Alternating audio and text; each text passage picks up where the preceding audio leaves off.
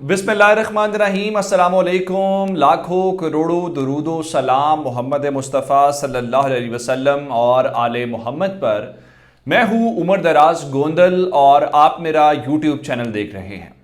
नाज़रीन, पाकिस्तान के अंदर और दुनिया भर के अंदर जहाँ जहाँ पे आज ईद मनाई जा रही है, मैं तमाम अपने मुसलमान बहन और भाइयों को ईद की मुबारकबाद दूंगा और दुआ भी दूंगा अल्लाह ताला आपके लिए ये ईद खैर व बरकत का बायस हो और आपकी ज़िंदगी में इस किस्म की बहुत सारी जो ईदें हैं वो आती रहें, ताकि आप अपने घर वालों के साथ और अपने प्यारों के साथ जो खुशियां हैं वो मनाते रहें।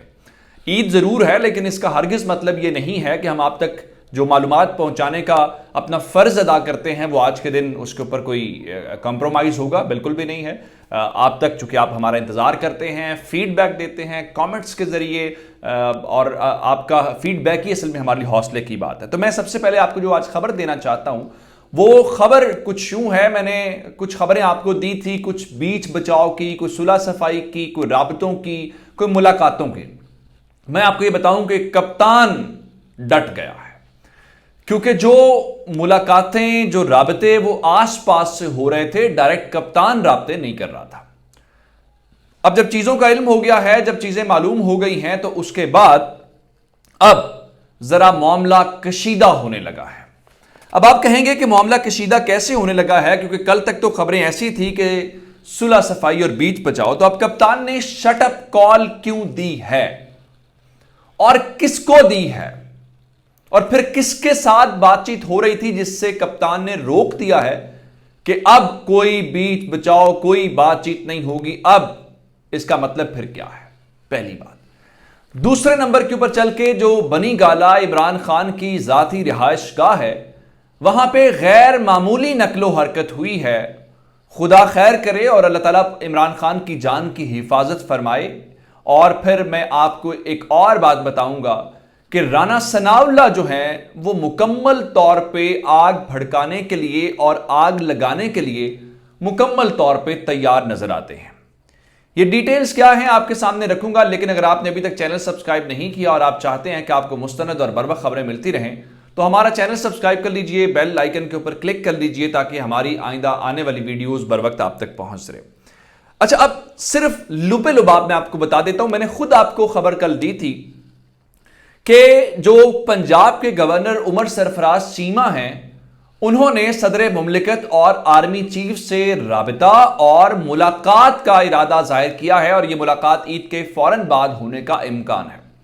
और मैंने आपको बता दिया था कि कहा यह गया है कि जो पंजाब के अंदर ये जो सियासी हलचल है, ये जो आईनी बहरान है, इसके ऊपर बात करने वाली बात है। और मैंने आपको बताया था कि आर्मी चीफ की डोमेन नहीं है, ना आर्मी चीफ का ये काम है। आर्मी चीफ फौज की सरबराह है।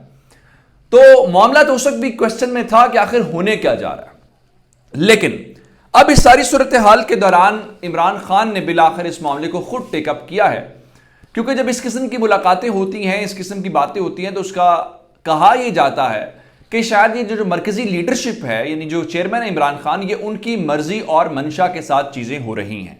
और फिर इसका मतलब ये होता है कि कप्तान जी लेट गया है जी, तहरीक इंसाफ लेट गई है जी, देखें जी वो एस्टैब्लिशमेंट से मदद मांग रहे हैं जी, वो उससे मदद मांग रहे हैं।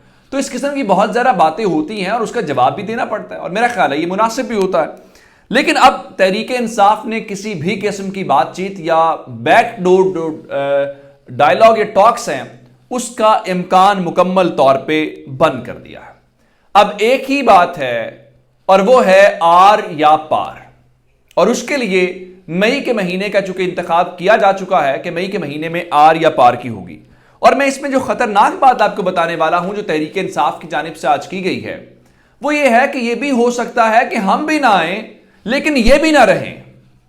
यानी उनके कहने का मतलब ये है कि हो सकता है कि तहरीक इंसाफ की हुकूमत भी ना बने, लेकिन जो मौजूदा हुकूमत है वो भी स्टे ना कर सके, सस्टेन ना कर सके।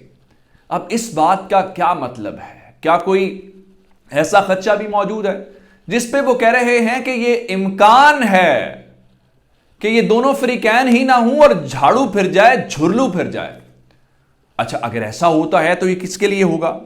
अच्छा, अब इमरान खान ने जो बातचीत का मामला है, चूंकि कल शेख रशीद ने कहा था कि कोशिशें शुरू कर दी गई हैं जरा हालात को बेहतर करने के लिए, जो गलतफहमियां पैदा हुई थी उन गलतफहमियों को दूर करने के लिए।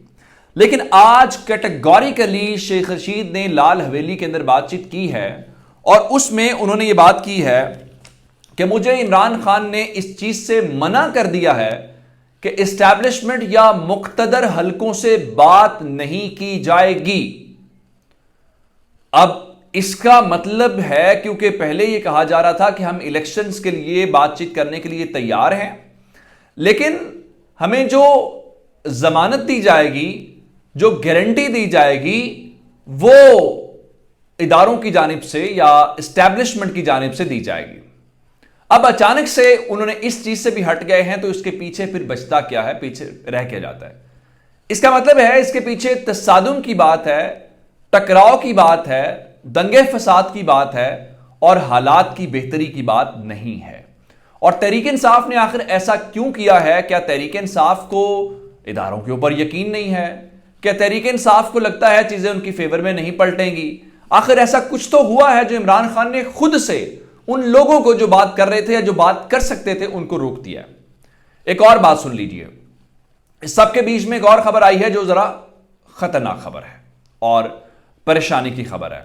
عمران خان چونکہ سابق وزیر اعظم ضرور ہیں، لیکن اللہ کے بندے ایسے ہیں کہ وہ سیکیورٹی کے اوپر بھی اپنی کمپرومائز کر جاتے ہیں۔ جیسا کہ ان کو کہا گیا کہ آپ عوام میں نہ جائیں، پبلک میں نہ نکلیں، وہ نکلیں، وہ تو اسلام آباد میں چلے گئے مارکیٹ کے اندر۔ ان کو کہا گیا جی آپ لاہور جلسے میں نہ جائیں، لیکن وہ چلے گئے۔ اس دن جو بلٹ پروف شیشہ لگا ہوا تھا، لیکن خان نے اس کے اوپر تقریر نہیں کی۔ اب سب کے بیچ میں جو ہمارے پاس خبر ہے، عارف امین بھٹی صاحب نے اس کی تصدیق بھی کی ہے کہ عمران خان کے متعلق اہم معلومات ملی ہیں، اور ان معلومات کے ملنے کے بعد جو بنی گالا عمران خان کی ذاتی رہائش گاہ ہے، وہاں پہ غیر معمولی نقل و حرکت ہوئی ہے، اور ان کی جو سیکیورٹی ہے وہ بڑھا دی گئی ہے۔ ساتھ ہی انہوں نے کہا کہ خدا عمران خان کی جان کی حفاظت کرے اور پاکستان کی مدد فرمائے۔ اب یہ جو اس قسم کی حرکتیں اگر کوئی سوچ رہا ہے یا جو کرنا چاہتا ہے، تو وہ پاکستان کا دوست تو نہیں ہو سکتا نا، پاکستان کا دشمن ہی ایسی حرکت سوچے گا۔ تو اس لیے، اور عمران خان کو خود بھی اپنی سیکیورٹی کے اوپر کمپرومائز نہیں کرنا چاہیے، ان کے بہت چاہنے والے ہیں، ان کے بہت سپورٹرز اور ووٹرز ہیں۔ لیکن دوسری جانب ایک طبقہ ضرور ہے جو آگ لگانا چاہتا ہے، جو ہر صورت لڑائی اور تصادم کی طرف جانا چاہتا ہے، اور وہ بدقسمتی سے اس وقت حکومت کے اندر بیٹھے ہوئے، اور اس میں رانا ثناءاللہ سر فہرست ہیں۔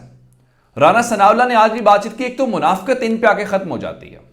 انہوں نے کہا جی وہ جو ایف آئی آرز درج ہوئی ہیں، وہ ایف آئی آرز ہم نے درج نہیں کروائی، ہمارا اس میں کوئی کردار نہیں ہے، لیکن یہ ہم ان کو منطقی انجام تک پہنچائیں گے۔ کوئی ایف آئی آر لے کے آئے تو کیا ہم اس کو کہیں ہم آپ کی دادرسی نہیں کر سکتے؟ بالکل ایسا ہی ہے۔ آپ کے خلاف بھی ایف آئی آرز ہوئی ہوئی ہیں، آپ کی پارٹی کے خلاف بھی ہوئی ہوئی ہیں، آپ ان کی دادرسی کیوں نہیں کرتے؟ آپ صرف اور صرف ایک جو مذہب کارڈ ہے اس کو عمران خان اور ان کی پارٹی کے خلاف ہی کیوں استعمال کر رہے ہیں؟ یہاں پہ آپ کو سمجھ کیوں نہیں آتی؟ اس لیے رانا ثناءاللہ نے کہا جی کوئی بدبخت ہی ہوگا جس نے کل احتجاج کیا۔ پہلے کہا کہ احتجاج لوگ نہیں نکلے، پھر کہا جی چند سو تھے جو عمران خان کے بہکاوے میں آ کے نکل گئے۔ بھائی ایک بات کے اوپر رہیں، یا تو لوگ نہیں تھے یا پھر لوگ تھے۔ اچھا ایک اور بات، اب عمران خان نے چونکہ آج اعلان کیا ہے جی وہ عید کے حوالے سے، اور کہا ہے کہ غلامی نامنظور کے نام سے وہ مارچ نکالنے جا رہے ہیں۔ اب رانا ثناءاللہ وزیر داخلہ ہیں، ظاہری بات ہے سارے انتظامات ان کے انڈر ہوں گے، بچائے اس کے کہ وہ کوئی بیچ بچاؤ کراتے، کوئی معاملہ ٹھنڈا کرنے کی کوشش کرتے، خوش اسلوبی سے چیزیں طے ہوتی۔ وہ فرما رہے جی میں اسلام آباد کے اندر تحریک انصاف کے لانگ مارچ کا منتظر رہوں گا۔ اس کا کیا مطلب ہے؟ اس کا مطلب ہے کہ وہ گرفتاریاں کریں گے، اس کا مطلب یہ ہے کہ وہ لاٹھی چارج کریں گے، اس کا مطلب ہے کہ وہ رکاوٹیں ڈالیں گے۔ لیکن اس سے ہوگا کیا؟ کیا عمران خان کا نقصان ہوگا؟ عمران خان کی حکومت تو نہیں ہے، نقصان ہوگا تو ان کو جو حکومت میں بیٹھے ہوئے ہیں، اور نقصان ہوگا ان کا جو دھمکیاں دے رہے ہیں جن کو سمجھ نہیں آ رہی۔ چینل ضرور سبسکرائب کیجیے گا۔ آپ کی اس باتوں کا بہت شکریہ۔ خدا حافظ۔